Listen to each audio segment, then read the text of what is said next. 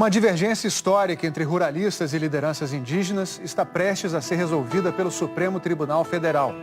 Em que momento os índios passam a ter direito a um território? Um julgamento que começou na sexta-feira vai definir os critérios de demarcação de novas terras indígenas.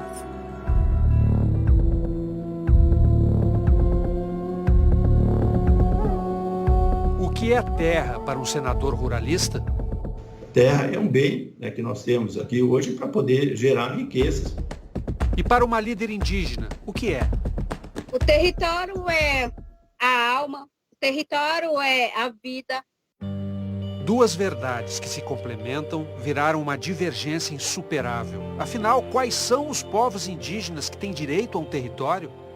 Quem estava em cima da terra em 5 de outubro de 1988? Eu interpretar diferente, eu estou rasgando a Constituição. Parece que a história só surge depois de dia 5 de outubro de 88. Querem apagar a nossa história, querem apagar nós da Amazônia, do Brasil, da América Latina. A razão da briga é esse dia aí. A nação mudou. 5 de outubro de 1988, quando foi promulgada a Constituição que garantiu aos índios o direito a um território. Só os que ocupavam suas terras nesse dia têm direito? Ou o direito ao território independe de data certa? É o que vai decidir o Supremo Tribunal Federal em julgamento virtual que começou sexta-feira e deve acabar na quinta que vem se nenhum ministro pedir vistas. Trata-se de um caso específico envolvendo o povo Xoclengue de Santa Catarina. Mas o Supremo Tribunal Federal selecionou um tópico desse julgamento para servir de caso exemplar a todos os que vierem depois. É o que o Supremo chama de caso de repercussão geral. O que vai ser decidido é se existe um marco temporal, uma data certa, como querem os ruralistas, para que os índios tenham direito a um território ou não. Os Xoclengue são um caso clássico de povo perseguido por caçadores de índios do passado e sitiado pela degradação ambiental do presente. Não se vê mais nada, só lodo e capim na beira desses rios. Desde o começo do século XX, esse povo nômade foi sendo confinado num território cada vez menor.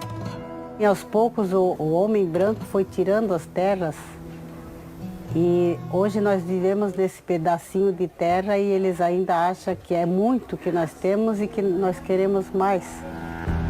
Constantemente removidos até serem espremidos nas encostas da barragem norte do rio Itajaí, corriam o risco de perder suas casas se esse parecer da Advocacia Geral da União ainda estivesse valendo. Ele exigia o marco temporal para fazer demarcações. O parecer foi suspenso pelo ministro Edson Fachin, o relator do caso Xoclengue, até que o plenário do Supremo termine o julgamento. Para o Ministério Público Federal, o que dá direito a um território não é o marco temporal, é a ligação dos indígenas com seu passado ancestral. A própria lei determina estudos de comprovação. A Constituição não fala em marco temporal e não estabelece data em relação ao reconhecimento da tradicionalidade das terras que os índios ocupam. É necessário passar por procedimentos demarcatórios que analisam com estudos antropológicos, com grupos técnicos, se de fato aquela reivindicação faz sentido. O Brasil tem hoje 487 terras indígenas homologadas e reservadas, e outras 724 em diferentes fases do processo de demarcação. O governo Bolsonaro não demarcou nenhuma terra indígena e ainda devolveu 27 processos em andamento para enquadrá-los na exigência do marco temporal. Um de seus ministros, o da Educação, se referiu aos indígenas desta maneira na reunião ministerial de 22 de abril, cujo vídeo foi divulgado esta semana. Odeio pelo povos indígenas, odeio esse termo, odeio. A posição do governo contra novas demarcações já foi reafirmada várias vezes pelo presidente Jair Bolsonaro. Não tem mais reserva indígena no Brasil, muito pelo contrário. Vamos rever as que foram demarcadas com laudos, com muita suspeição de fraude no passado. A posição do presidente coincide com a da bancada ruralista no Congresso Nacional. O senador Luiz Carlos Reis acha que os indígenas têm terra demais. Isso é o estado do Rio Grande do Sul, é o estado de Santa Catarina, é o estado do Paraná e o estado de São Paulo. Mais ou menos, se eu somar esses 4 estados do sul do país, da área dos índios. Agora querem mais hectares de terra. Um estudo feito por pesquisadores brasileiros e publicado por uma das mais importantes revistas científicas do mundo compara o tamanho das terras dos maiores fazendeiros do Brasil com o das reservas indígenas. Segundo o estudo, apenas 97 mil proprietários rurais são donos de 21,5% do território brasileiro, enquanto 572 mil índios ocupam pouco mais da metade dessa área, cerca de 13% do território. O estudo mostra também que 16% do território brasileiro ainda são de terras públicas sem destinação. 60 milhões de hectares, né? Então, como que a bancada ruralista pode dizer que os índios ocupam muita terra se a União tem 60 milhões de hectares de terras públicas não destinadas? Mas o senador insiste e afirma que o marco temporal vai extinguir 90% dos processos de demarcação.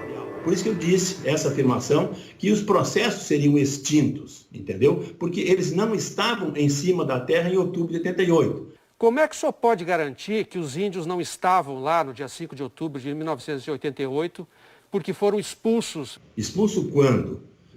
Esses produtores estavam ali há 50, 60, 100 anos em cima dessas terras. Expulsos em qualquer tempo. Se eu pensar assim, eu vou para a praia de Copacabana, aquilo era indígena. Qualquer lugar do Brasil hoje, Brasília, Rio de Janeiro, São Paulo, qualquer lugar, os índios andavam pelo Brasil inteiro em 1500 quando nós chegamos aqui.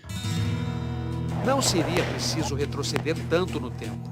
A cartografia de ataques contra indígenas, um levantamento da Pastoral da Terra e do Conselho Indigenista Missionário fez o mapa da violência dos últimos 35 anos.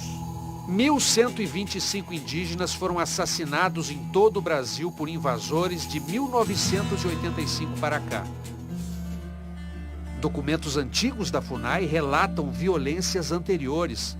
Em 1951, na chacina da aldeia Parabuburi, em Mato Grosso, 20 mulheres e crianças Chavante foram assassinadas por jagunços com extrema violência.